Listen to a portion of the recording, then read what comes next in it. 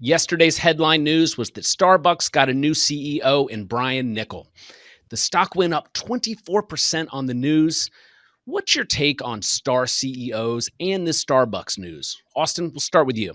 Well, as holders of Starbucks, we're really excited about the fact that Brian's coming on board, and the market reaction was positive. I'm not really sure if this is more of a if it's more the market saying we really like the new CEO, or if it's more the market saying we really dislike the prior CEO. And so all I could say is I think that CEOs do have a significant impact, especially supposedly visionary CEOs, which, Brian Niccol is considered a visionary CEO because of what he was able to do at both Taco Bell and Chipotle. And I think the market's hoping that he can do similar things at Starbucks, focusing on, bringing traffic back to stores and also digitization, which it does seem like Starbucks has fallen behind on. So as general, I don't like to get super excited about one individual influencing a company too much. In this situation, it does seem relatively unique, as he has a track record at very similar companies of very successful leadership on both a strategic perspective and a capital allocation perspective. Adam? Yeah, I mean, I guess Starbucks is going to start charging extra for guacamole, but look, I think it sucks to get fired, but it must really suck when you get fired and then the market says, "Oh, by the way, you were a negative $20 billion impact on this company."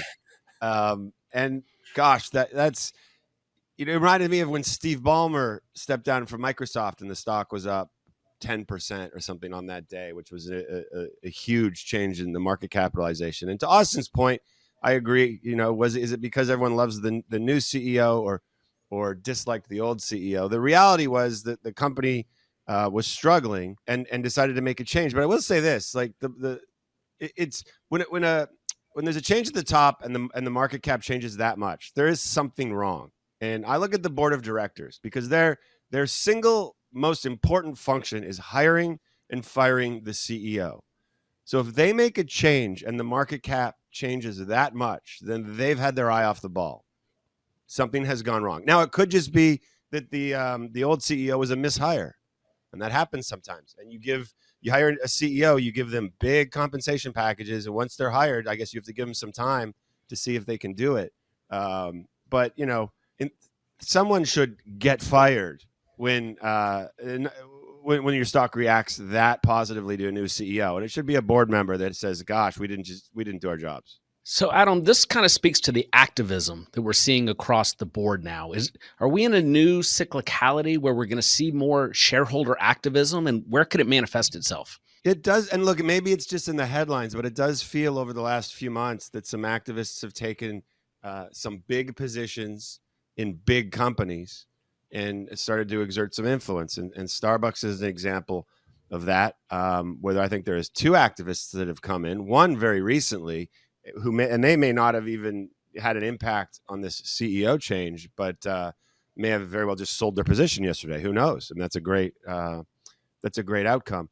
And I think, like to my earlier comment about the function of the board of directors, some of these activists are very positive influences because they come in and they tell the board, "You guys haven't been doing your job, and here are our ideas on what you should have done," and maybe make the change. But you've seen it in Starbucks. I think Southwest is.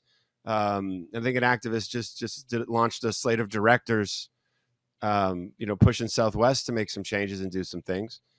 And maybe we're in that part of the cycle where activists are seeing some, let's call them fallen angels. And a company like Starbucks, it's a great brand. Everyone's heard of it. The company has struggled, so the stock price has lagged. It's a great opportunity for activists. And I wonder if we're going to see more over the next few months. I wouldn't be surprised to see more of these activist campaigns when you see what's going on in the broader market, where you have 7 to 10 names that are driving returns. It's very easy for a hedge fund or an activist to come in and say, "Hey, you've trailed the market by 10, 15, 20% because either you aren't executing or one reason or another." And they also know that if they come in and start shaking things up, it tends to drive returns back to kind of market returns. There's a lot of opportunity underneath the surface, underneath those top 7 names. And I think that's why we're seeing more activism in bigger names rather than it being, small mid cap names, which is a more traditional activist target.